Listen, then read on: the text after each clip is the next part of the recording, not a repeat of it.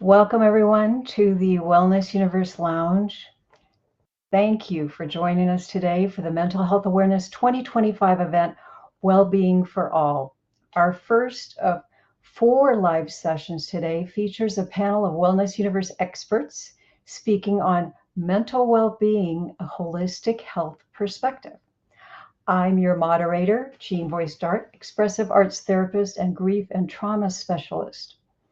My intention is that each of you will walk away from this panel event with a new perspective and deeper insights on your own physical, emotional, mental, spiritual, and environmental needs, and valuable holistic health tools and practices to benefit your mental well-being. Wellness for All programs are free and supported by you. Your generous donation supports a nationally recognized mental health organization and the Wellness Universe to continue to offer our programs to those in need, free. The link to donate now or later is in the chat. And thank you to Leah Skirdal, COO of the Wellness Universe. She's helping us by pasting information in the chat. We appreciate a rating and a review of this session upon completion. And we hope that you find this and all of today's sessions a 5-star experience. Mental health is the foundation of our overall well-being, yet for too long, mental health challenges have been hidden from public view. At this Mental Health Awareness 2025 event, we recognize that mental well-being is inseparable from how we move, breathe, think, and connect with the world. A holistic approach challenges us to look beyond symptoms and diagnoses, to embrace physical, emotional, environmental, and mental factors, using various practices for optimal health. So before we get started with our discussion, I would like you to join me in a brief exercise to explain our intention and prepare ourselves to receive from our expert panel. So let's take a minute now and get comfortable. Closing your eyes and opening your heart to receive gifts of wisdom from our expert panel. Taking a deep, relaxing breath. Inhaling and exhaling. Please take a moment to feel and identify what is happening in your physical, emotional, mental, and spiritual bodies.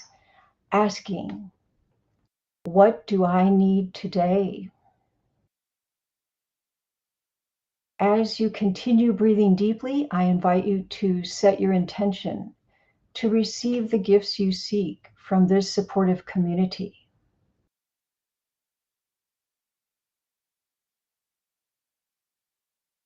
To close our exercise, you can imagine a warm wave of relaxation easing your breath, steadying the heartbeat, calming, balancing, and soothing every system within you and connecting you with the divine.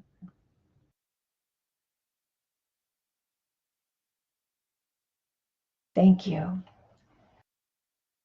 So please slowly bring your awareness back to the room and join me in welcoming our expert panel of wellness professionals. It's my honor to introduce to you 4 brilliant holistic health experts for this insightful discussion, Mental Well-Being, a Holistic Health Perspective. Each speaker brings unique wisdom, experience, and insights. We have Ilene Dillon, Emotions Master Teacher, Linda Dieffenbach, owner of Wellness in Harmony, Lisa Charles, CEO of Embrace Your Fitness, and Holly Blazina, Auyervedic Gut Consultants. So let's start in that order, Ilene, Linda, Lisa, and Holly, and go around. And if you could share just a 1-minute little bit more about yourself, I would appreciate that. Ilene? Yes, thank you, Jean. I'm expanding from a solopreneur Oh, you're muted.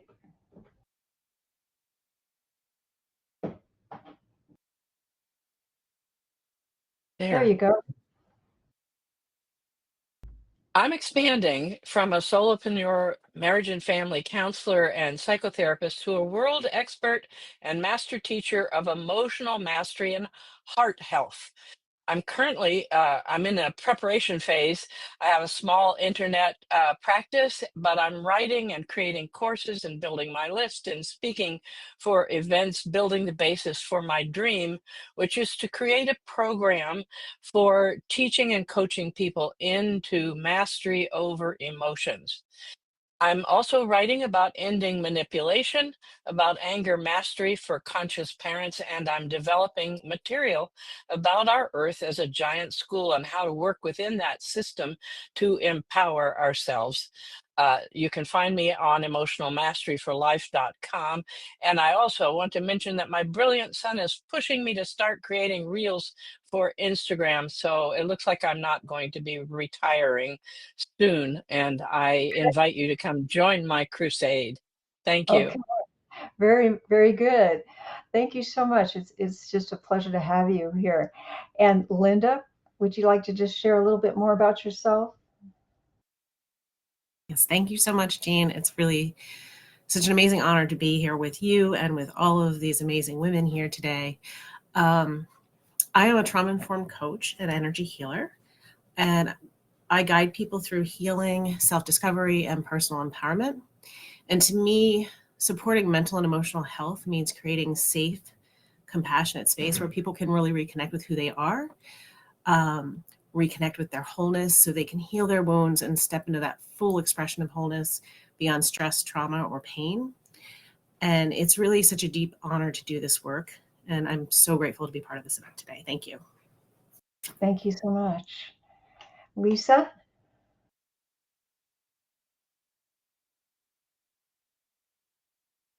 Go ahead, Lisa. Happy to be here. And now I'm muted. Mental health is at the heartbeat of everything that I do. I know what it's like to silently struggle with anxiety and with stress while on the outside being strong as we think we need to be at all times. I was a former federal prosecutor, definitely led into that light, definitely wore that mask of strength all the time and not recognizing what was boiling underneath. So I'm happy to say that I moved on because my life allowed me to find this other direction. I am a keynote speaker. I am a brain body business alignment specialist. And I really focus on helping people, putting truth on trial, helping people to shed their limiting beliefs, to reconnect with their authentic self, and to rebuild from the inside out. I like to say the first half of my life was putting people behind bars, and the second half, I get to be opening the bars to freedom. Beautiful. Here. I love your enthusiasm. Okay, and Holly? Hello, thank you so much for having me here today. So I help people unlock the food and mood shifts they need to heal their gut distress using my signature gutsy type method. And I like to attend to the entire gut, heart, mind, and spirit axis, as I call it, because in my experience, gut health is about so much more than food. It's about regulating your nervous system. It's about incorporating your spirit, incorporating your purpose. And of course, the solar plexus is very much our power center. So if we've got issues with food, then we also are going to feel that we're disempowered in some way. So I'm here to help people get in alignment with that whole system.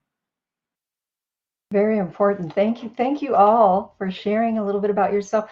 Let's move forward now to questions. And I'm going to ask a couple of you to answer one question. Each of you will have about 4 minutes to respond. So first, let's start with holistic health because that's why we're here. We all believe in the power of holistic health. And particularly in your own words, what does holistic health mean? And how does it differ from traditional healthcare practices, particularly with treating mental health challenges? So I'm going to ask Linda and Linda and Ilene to talk about that. Go ahead, Would you like Linda. Okay, great. So for me, I view holistic health as an approach to well-being that considers the whole person, not just physical symptoms, but also mental, emotional, spiritual, and energetic aspects of health. And it also takes into account the influence of trauma, cultural conditioning, family and community systems, and the broader social and environmental context that shapes our experience. So rather than focusing on solely treating symptoms, holistic health explores the root causes of imbalance and draws from a variety of modalities to support the healing process. And while traditional Western medicine has historically emphasized physical symptoms and pharmaceutical treatments, I love seeing how it's beginning to really truly evolve and embrace more of a holistic perspective. Many medical practitioners now really recognize the impact of stress, lifestyle, diet, movement, and emotional health on the overall sense of well-being. And I love how there's also growing awareness of how trauma, including intergenerational and cultural trauma, affects the nervous system and long-term health outcomes. So we are really seeing a lot more integration of complementary approaches in medicine now, in traditional healthcare, such as acupuncture, mindfulness, focus on lifestyle, diet, exercise, and Reiki and things like that in clinical settings, which is really exciting. And these shifts really reflect a broader movement towards truly comprehensive care. One that really sees people as not as isolated systems, but as whole beings shaped by complex life experiences. And do you want to share something personally about how you use holistic health practices with mental health? Sure, it's really integrated into my work. When I'm working with people individually, I'm really focused on looking at the whole aspect of their life, making sure that I'm connected to other practitioners who can provide services that I cannot. And for me personally, I seek out, in addition to my my primary physician, I seek out services through acupuncture and nutrition and movement and exercise, body work, energy work, all of those things. Thank you so much. And Ilene, would you like to share a little bit about holistic health and mental health? Well, I immediately laugh when you ask the question because I had the signature experience of being married to a Western medicine, a neurosurgeon, while I am an alternative medicine person. So I've explored this in depth, what the difference is on a very personal level. The first time I was around my husband and got a cold, the first thing he said was, "You want some drugs?" And I said, "No." Thank you. Didn't want it. But by the time we were together for 20 years, and by the time it was getting toward the end for us, he was asking me to help his daughters get over their illnesses and so forth, using alternative medicine. I look at this very much, Linda. I really like what you offered there, but I'm looking at holistic medicine in terms of whole people. I've done a lot of work with conscious parenting, for example. And one of the key things that I offer in conscious parenting is how important it is for us to take full responsibility for our own lives. And to me, that's part of holistic health. Because if I turn my health over to somebody else, I see a doctor or a health practitioner as a partner with whom I work. I was diagnosed with a breast cancer in 2017, and I had the good fortune of being paired up with the head of breast oncology surgery at Duke Medical Center, who worked with me. I didn't take it, I didn't have it removed for a year. I did diet, raw diet, qigong, worked with anger, a number of things, which to me is a holistic way of doing that. At the end of the year, I had not healed the cancer, which is what I was experimenting with, but it had not grown at all, and it was removed. It was very small, and I've had no recurrence and no difficulties. So that's where I think and by the way, most of the people in my family were furious with me because I took responsibility instead of turning it over and taking the shortcut and getting it cut out, which is part of what we want to get past. I also want to say that, like Holly, you were talking about the whole spectrum. We have three very powerful minds, and we're talking mental health. And I think that almost does us a disservice to call it mental health because it's really heart health. The heart's, so we have a heart mind, and the heart's electrical field is about 60 times greater in amplitude than the electrical activity that's generated by the brain. And the Heart Math Institute has done a lot of research into that, and they say that the heart plays a bigger role in life than brain intelligence and guidance, and that our heart can influence thinking, acting, feeling, awareness, perceptions, and intelligence. And that leads me to the key thing for, quote, mental health, we can also call it heart health, that we need to do, which is to love ourselves. Yeah. We arrive on the earth full of self-love. We don't hesitate to wake our parents up in the middle of the night if we want something when we're young, and then we slowly lose it. And the whole point of health is that the world runs, though the universe runs on health, on heart, on love. And we need to stay tuned into it. So holistic health really, to me, is finding every possible way I can to love myself, to fill me with love. Once Okay. I'm filled with love, I spread it out, and then it comes back to me. And that's holistic health and heart health / mental health to me. Beautiful, beautiful, beautiful. And I love what you're saying. And I know that you and Linda have that in common. Linda, with her work with the inner child and learning to love yourself. Linda is very, very skilled with that, working with that. And you, Eileen, with the emotions and learning to love yourself. Thank you for bringing that up. That's so important. And thank you both for sharing what holistic health is. I very much appreciate that because some of those people coming in maybe not have a clear understanding of what we're doing today, what this is about. So thank you. So we're going to move forward. And I did see a comment here in the chat by Charlene. Let me see if I can see that. Leah, can you read that to us? Yes, Charlene says, I share this. We're responsible for our health and well-being and cannot delegate it or outsource it to others. Yes, very good. Thank you, Charlene. Thank you very much. So I'd like to move on to physical challenges. I know that often people make unwise decisions about proper exercise, cleanliness, sleep, nutrition when they're stressed. Stress depletes neurotransmitters like serotonin and dopamine, which are essential for emotional well-being.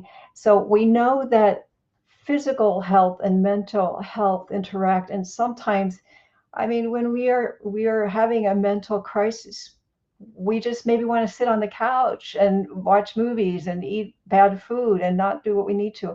What can we do to break through that when we're having a mental challenge and take care of ourselves? How do we do that? Holly and Lisa, would you like to talk about that? Let's start with Holly. Yes, I'd love to talk about that. There are a couple of Ayurvedic principles I'd love to share about that because so the first principle is that when we're out of balance, we crave foods and activities that perpetuate that imbalance.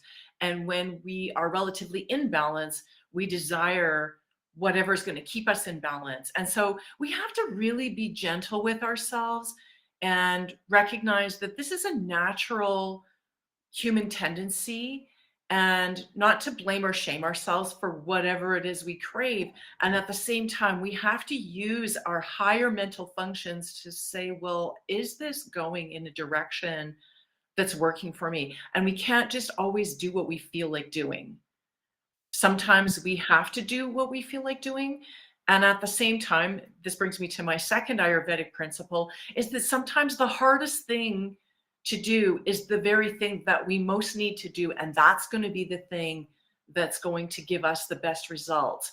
So as an example, we all know what it's like to be overstimulated. And very often what we do when we're overstimulated is to go for more stimulation. And what we actually need to do, and the hardest thing to do, is to calm down, but it's what we have to do. So if we're, for example, to come back to what you were saying, Jean, that if you're, feeling kind of low and you're on the couch and those kinds of things, sometimes the hardest thing to do is to get up and do some exercise or go for a walk or make a healthy meal. But it's the thing we actually most need to do. Sometimes we have to keep putting one foot in front of the other for some time with those things that we know are going to make a difference. And so then, and we have to call on all of our tools to do that. I mean, sometimes what gets us off the couch is to make a commitment to another person to say, hey, we're going to go out and go for a walk, or we're going to go do something. So involving our social network in that, and just pulling out all the stops to do the things that we know are going to be healthy, or to cook in community. That's another really, really beautiful way to attend to a number of different aspects that can be uplifting for us. I love what you said about, having a buddy or a partner to help you. That's been so helpful to me. And even my dog, to get me out and get me walking around. That's why we have dogs sometimes. Yeah, that's so true. It is. Thank you for sharing all those tips, Holly. And also thank you for helping us feel better about ourselves, that this is normal when you're in that state to continue to do things that are negatively affecting us. I think that's a bit of a relief to know that that is a normal process. And we just talked about it. Yeah. It is. And it's also a natural human tendency to blame ourselves when something is going wrong. Yes. And we need to recognize that's a part of the human condition, but it doesn't, just because the mind is thinking that doesn't mean that that's what's correct. Yes, very good.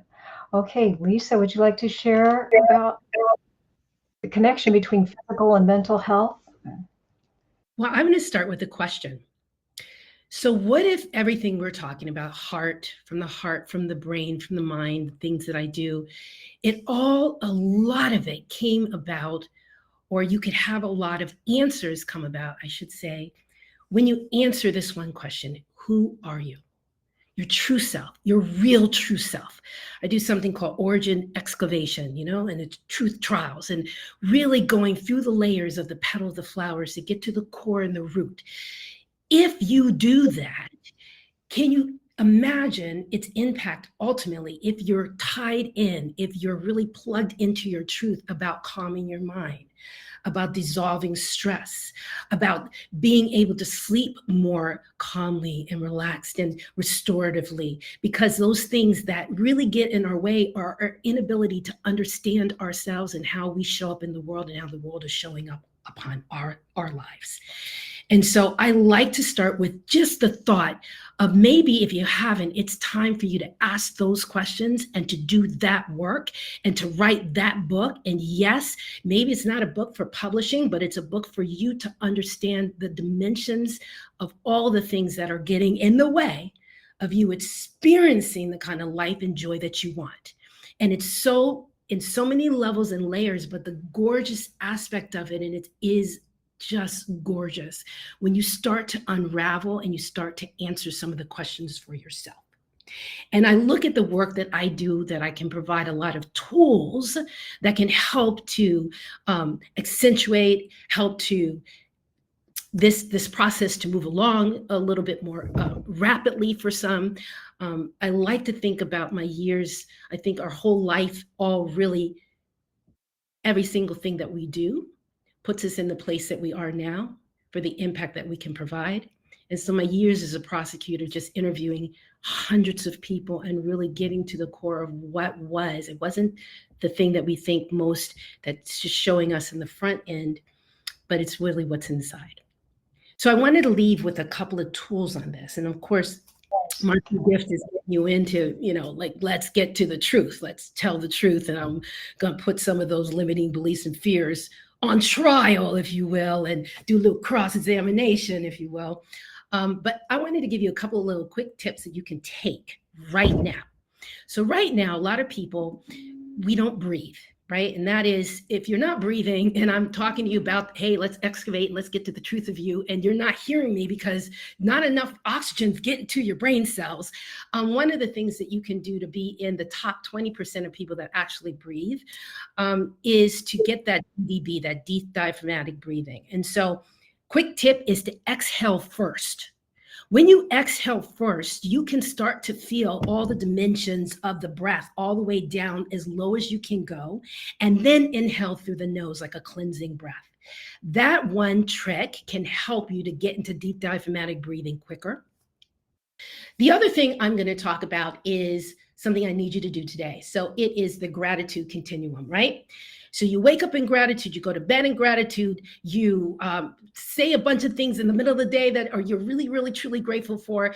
People say, hey, you need to be positive. This is the quickest way for you to find the positivity in your life, because guess what you're focusing on? The positivity in your life. But today I want you to add a dimension to it. Every single person you meet, give them a compliment. Not a fake compliment, not something that flies off. Look very deeply, have a bit of a conversation and give them a compliment. You're going to spread this gratitude because they're going to be grateful for whatever you said about them. And we start to build on this continuum. This is a health continuum. It is shown to improve every dimension of your health as you go through this process. So exhaling first, gratitude continuum, know thyself, for thyself, that's where the truth lies. And those are things that set you on a good health journey. I love that. And I love that you're coming from that perspective of, your past and looking for the truth. So, and the gratitude is just such a powerful tool, isn't it? And I like what you said about looking for something positive, someone giving them the compliment, because that goes both ways, as you said. We give it and then we receive that joy back from them immediately. So thank you so much, Lisa. Thank you, Lisa and Holly. And so I'd like to move into talking a little bit about depression. It's a significant public health concern affecting millions of people worldwide and influencing overall well-being, productivity, and quality of life. So if you could each share, Ilene and Linda, a tip or a technique to maintain positive mindset and embrace joy daily. Do you have one tip or technique that you use in your practice to maintain Yes. positive mindset and embrace joy? Go ahead, Ilene. Well, depression, in my learning, is a form of anger. It's anger that we hold inside of ourselves. So one of the easiest ways to work with depression is to acknowledge the anger. What could you possibly be angry about? And with depression, it's often something that wasn't okay for you to express anger about when you were growing up. And a very simple way of dealing with it is take just a minute or so and close your eyes and start saying, I'm angry, I'm angry, I'm angry, I'm angry. I'm angry that I have this thing stuck in me and I can't figure out how to get it out of me. I'm angry, I'm angry. That's a very simple exercise. You can do it with any emotion and it has the capacity to lift depression. There is something we need to know, however. Doing an exercise like that can make the depression or the anger stronger. And if that happens, it means that you have a lot of built up anger inside of you, and you need to get some help with it because it's very difficult to do on your own. And all then that has to happen is you get it out of you, and once it's gone, you start living your life differently. We all are taught to hold on to anger. That's how come we get depressed. And emotions are energy. We need to move them on. And so that's what this little exercise will do. It'll move that anger right on through. Remember also that under anger is hurt. So you can do that exercise. I'm hurt, I'm hurt, I'm hurt.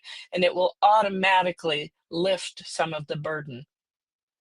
Oh, thank you so much for sharing that. I know in my practice, we talk about feeling. It's so important to feel it and reveal it and say what it is, which is you're saying, I'm angry, I'm angry. And then we can heal, feel, reveal, and heal. Thank you so much, Ilene, for talking us through that tip. And Linda, do you have a tip or technique for us today? So I want to just make a comment off of what Ilene shared, because one of the things that I love that has become available in the world is rage rooms. I don't know if you guys have them in your area, but so many of us are well conditioned to, as you said, to repress our anger. We're not allowed to have it. And of course, then it comes out sideways. It turns into self-abuse, rage, addiction, all sorts of things. But when we learn how to really work with anger in a safe and healthy way, then we can move it out of our body and free ourselves. So you go to, there's lots of things that we can do ourselves, but the fact that you can go to a place and get a stack of dishes and hurl them against the wall and just move that energy out of your body and not have to worry about cleaning it up or buying new dishes, I think is a beautiful thing. So I just wanted to share that, because we really need to learn how to be with these emotions and give them space and allow them to move through our body in a safe, healthy way. And with anger is such a powerful and informing impulse, because what it does in its truest form is it tells us when something's happening, when we're being violated in some way, and there's something that we need to do to advocate for ourselves. So, but the energy of it is so fiery that we need to actually give that some attention and give it a place to move. And then once we are able to move that energy and get it out of our body, then we can connect with ourselves and tune into ourselves and say, what is it that I need? What has happened here? Where is this, what has been violated? And what do I need to do to support myself? And that can be setting some boundaries. That can be doing some form of self-care. That can be any number of things depending on what's happened. But it can be making changes in your life, or changes in a relationship, or changes maybe in how you're caring for yourself, doing some inner work to address some old wounds and some old hurts. But giving it space to be is liberating. Because when we're allowed to have connection with our emotions, whether it's anger or grief or joy, it allows us to be more fully present in our life. And it allows us to take conscious action to support ourselves in whatever way we most need. That's beautiful. Thank you so much for sharing that. And that sounds like a great place to go, breaking the dishes. And we have some comments. I want to recognize some of the people were commenting while you were sharing, both of you, Ilene and Linda. Leah, could you read some of those to us? Yes, the first is, what is the word that Linda said? It's a location. I missed that. A rage room? Rage room. Yeah, so Okay. there's businesses that have established themselves where you can go in and you can sign up to, just vent your spleen on, a stack of dishes. You can, take a bat and hit a car, things like that. Wow. Okay, that's interesting. That's liberating. So one comment is that's very liberating, and we need to find some of those places and let the emotions move through the body. And also Eileen's comment is, yes, Ilene, depression is anger turned inside. That changed my life when you told me. And it also began a beautiful growth of allowing love to be inside of me. Also compassion and love. And then I used to kick plastic water jugs in my garage to get rage moving out through my feet. read. Lots of comments here. Thank you so much for reading a few of them, Leah. I appreciate that. And we'd like to move forward here to an important part that's been touched on by all of you, I think, a little bit, and that's about community. And when I say community, I mean every aspect of that. What are your thoughts about maintaining valuable human connections, whether it be friends, family members, a trusted health and wellness practitioner, whoever it might be, during mental health crisis? And what advice can you offer for difficulties in doing this? So here you are, you're going through a mental trauma or challenge.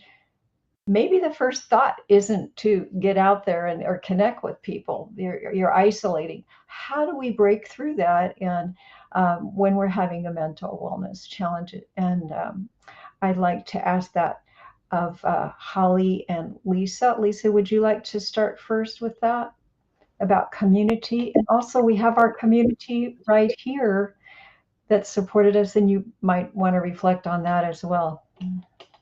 Yeah, I don't think I can emphasize the importance of community enough. This is an amazing community, the Wellness Universe, the community. I look at it a little bigger than just the people that are part. It's everyone that shows up to anything that we do. We're all now family and community. I definitely look at that in any of the kind of organizations that I'm a part of. The saddest thing you can do is to retreat to yourself, because in yourself, especially everything that we've talked about, a lot of times you're saying things to yourself that are probably things you wouldn't say to a stranger in the street. We can be very, very cruel to ourselves, especially when we're in moments of need. And so to have community that sometimes it's not even, I have to tell you everything, or sometimes I just need to be around you and let me just be in this space with other people. And that can do so much for just the overall health and how you show up in your own life. And I can't really stress enough too that sometimes we narrow our definition of family and community, and it's only the people that we think check off XYZ boxes. But I like to think of it is that every day is an opportunity to grow my community. It's people that I just met. It's people on the street. It's someone in the grocery store. It's someone that I happen to have. We have the same dog breed, and we're talking. Community is so much greater.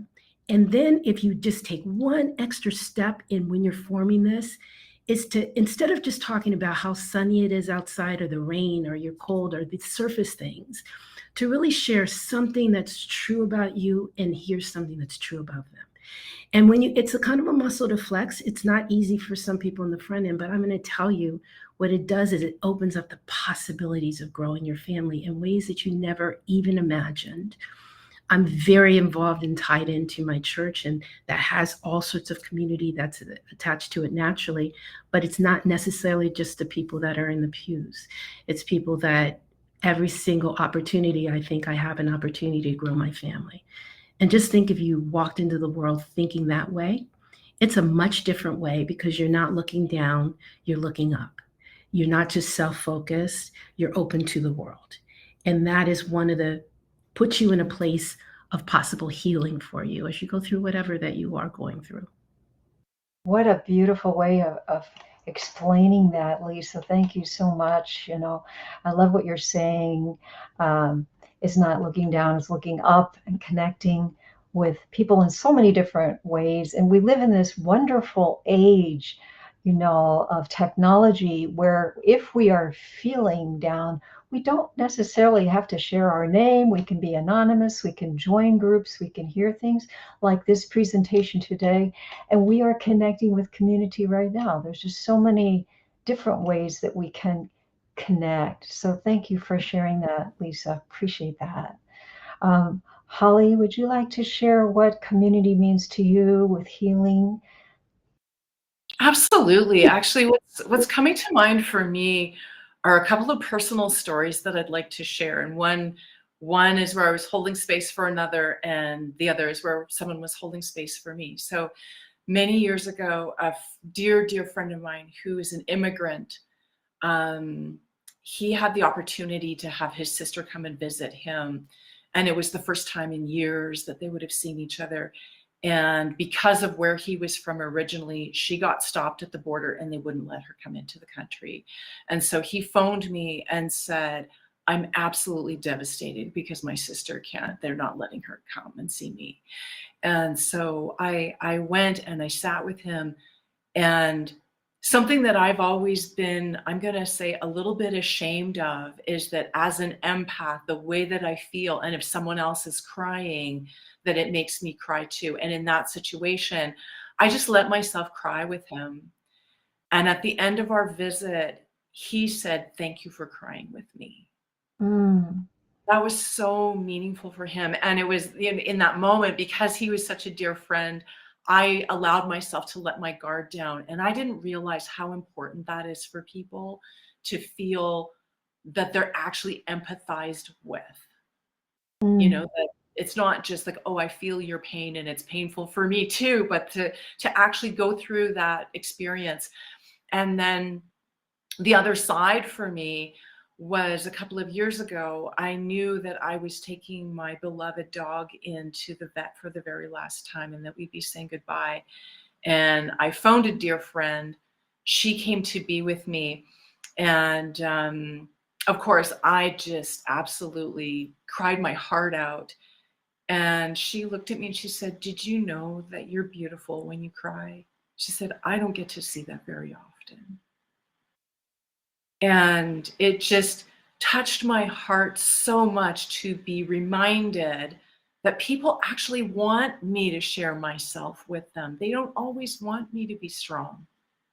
And so I think for me, that's what's coming up about community, is that we need to have a whole community of people and to know who to call on a given moment, that we can share the truest feeling and expression of our heart in that moment. And it can be different people at different times. And just to make sure that we've got that list, and we've got that list of people that we're there for no matter what. We've got that list of people who we're going to call on them, and we know we can call on them no matter what. So, and the last thing I want to say about it too is that we've got this saying in our culture that giving is better than receiving. And I think we need to stop that, because we all need to give and we all need to receive, and we all need to be given to, we all need to be received. And so I think that's also a really important part of the community conversation. We can't go through life with those imbalances where I'm always the giver, you know, or I'm always the receiver. So yeah, I'd say those are some of the things I'd like to share. Beautiful. Your story just made me want to cry. Yeah, that's beautiful. Important. I'm very sensitive too. Yeah. What powerful, all of you ladies have been so powerful in what you're sharing. And I just so appreciate everything. I'm learning so much and resonating with everything that everyone's shared. I see some excitement in our in our chat here. Leah, would you like to sum up some of the things that were shared? Yes. Summing up, I love what Lisa's saying. A listening community allows us to speak, be heard, and hear ourselves talk, all of which opens a door to making new and better choices. Listening is more powerful than talking many times. Showing empathy, feelings, crying, and caring from the heart is so healing. And then being listened to, I love, this is really powerful. Being listened to is so close to the experience of being loved that for most people, they are indistinguishable. Wow. Yes. Anything else, Leah? I didn't mean for you to rush at all. We have 2 ears and 1 mouth. Yes, yeah, that's a good one too. Okay, thank you, everyone. All right, so I'd like at this point for us to share, go around and sum up by each person sharing briefly what important actionable step do you suggest others take today to step forward to better mental well-being? If you could just give one, and we'll just go around and let everybody share that. What would you share? And we'll just go around, and what I see here, we've got Holly, Ilene, Linda, and Lisa. We'll end with Lisa. Go ahead, Holly. One maybe associated with what you do in your practice or whatever you'd like to share.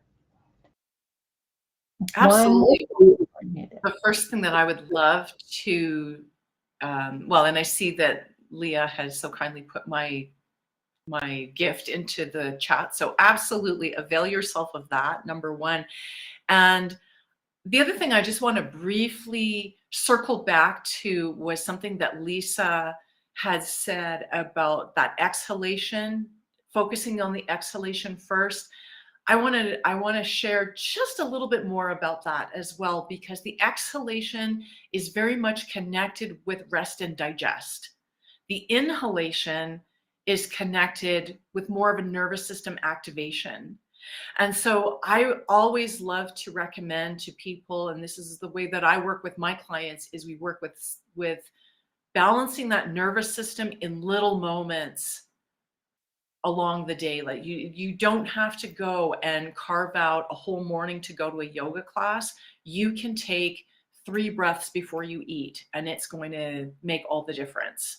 And I believe that it's so important to be doing those little actions throughout the day in those little 90-second or 3-minute or 5-minute intervals, that you start to gain that sense of personal empowerment. And that as you do that, you acknowledge, oh, look how powerful I am. I just changed my nervous system in this moment. And I shifted from, yeah, exactly. And it's like, I see Lisa going, oh, look at me. Like, just like really love on yourself through these practices. And yeah, so that's what I'd like to share. I know I can go on, but Thank you. Yes, thank you so much. And Holly's information and her free gift, everything is there in the chat.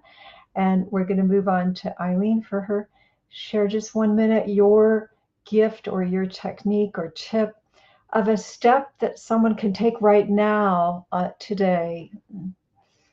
Well, I'd like to, first of all, my gift is a booklet that I wrote called about chaos, about the breakdown process that individuals go through and how to recover from that we're also going through in our world.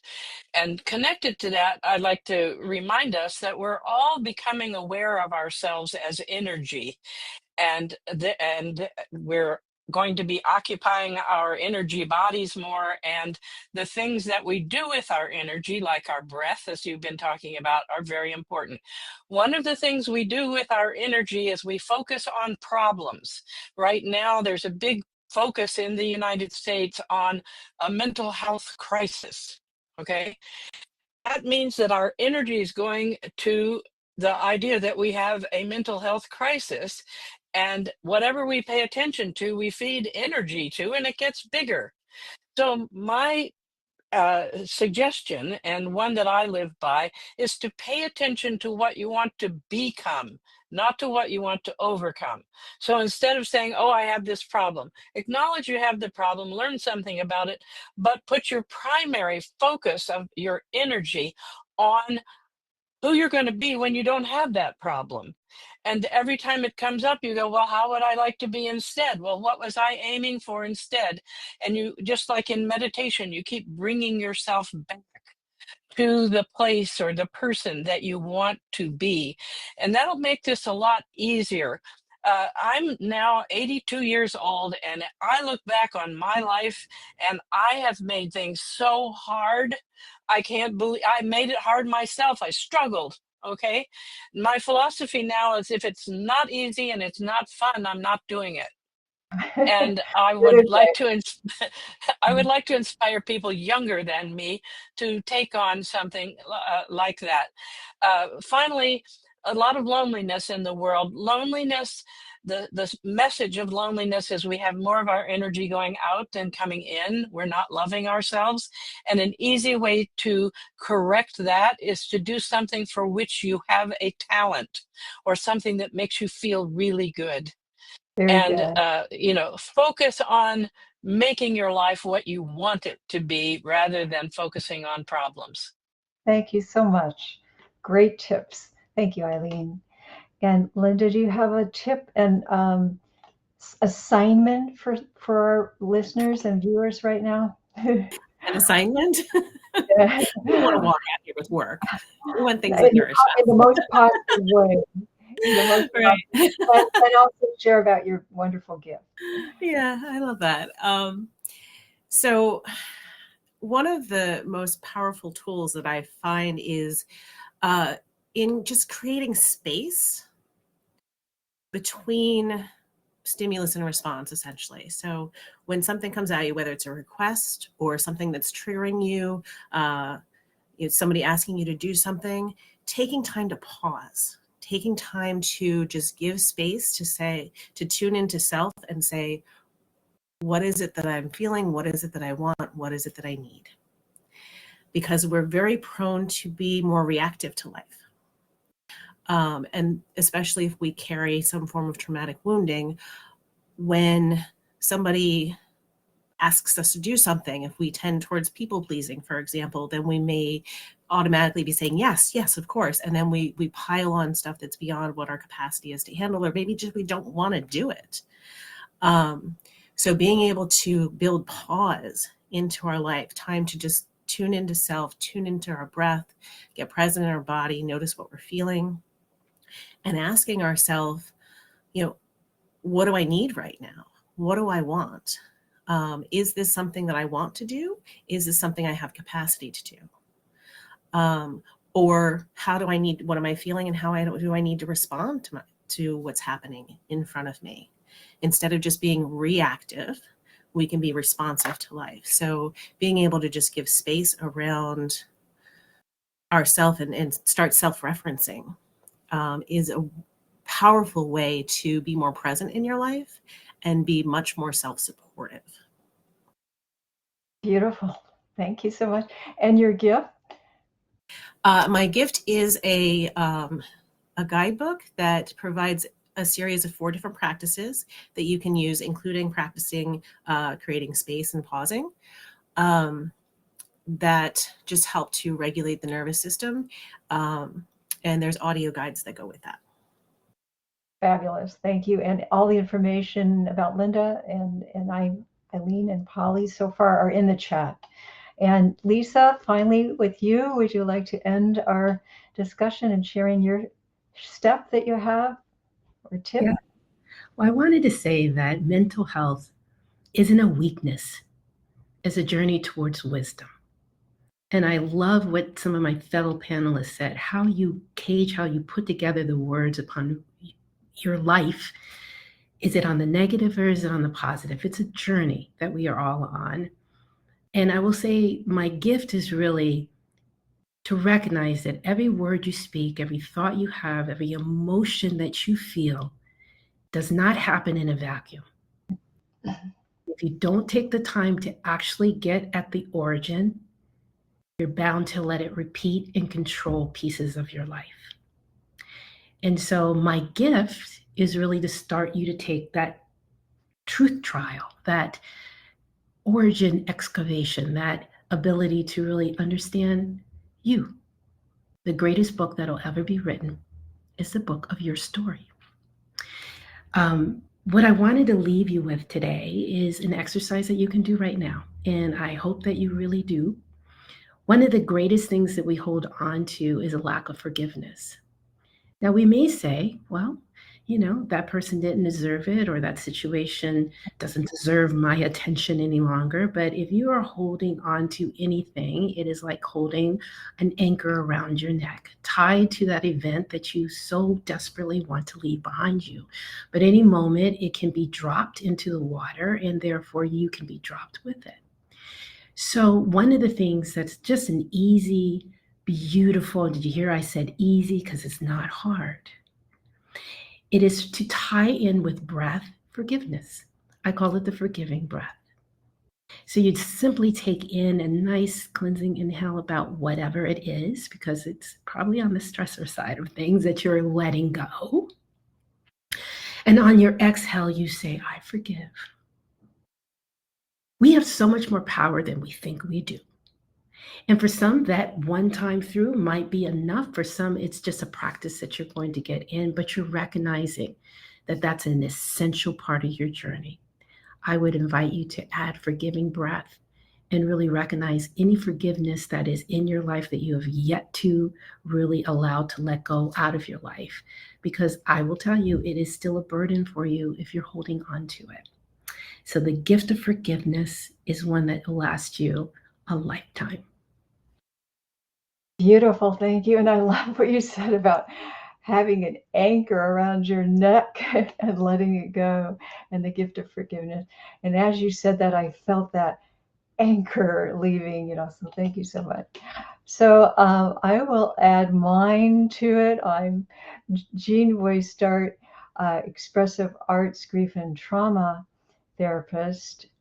And for me, I work with expressing. I'm all about feelings, helping people feel and express it through the arts. So something that you can do right now, we're not looking at you. You can get up and move as you're dancing through the arts.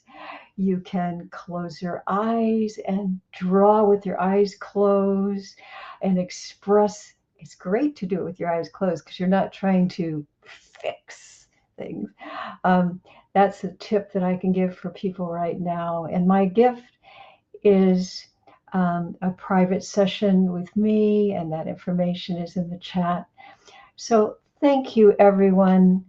Thank you, all of you, fantastic, brilliant presenters, for sharing your wisdom, insights, and expertise regarding this important topic, mental well-being, a holistic health perspective. Yeah, thank you all. I really think we covered a lot of areas here, and you were just brilliant in what you shared. And thank you to all who are attending, and your comments were just so beautiful. We really appreciate that engagement there. Thank you. Applause to all of you attending, and those who are watching on replay. We have some information there in the chat. So a pop-up is going to be asking you for your rating and review after this session, and we appreciate you taking a moment to add your rating and review. If someone you know is struggling with mental health issues, please seek help. Resources are including mental health professionals, support groups, and hotlines. Mental Health Awareness Month reminds us to care for our mental health and reach out when needed. And a list of mental health resources is available in the chat. So thank you for attending today's session and supporting the Mental Health Awareness 2025 event. A portion of the proceeds supports a nationally recognized mental health organization and the Wellness Universe. We're grateful for your Pay What You Can donation. And there's a link for you right here, right now in the chat to make that donation if you'd like. Our next session will begin at 12:30 p.m. Eastern Time, Stress Management for Everyday Life. Join Nancy Stevens and Nicole Batiste for this powerful session, and you'll learn Nancy's 4R Reset and Nicole's Scan the Room game, plus receive special gifts to support your inner peace journey.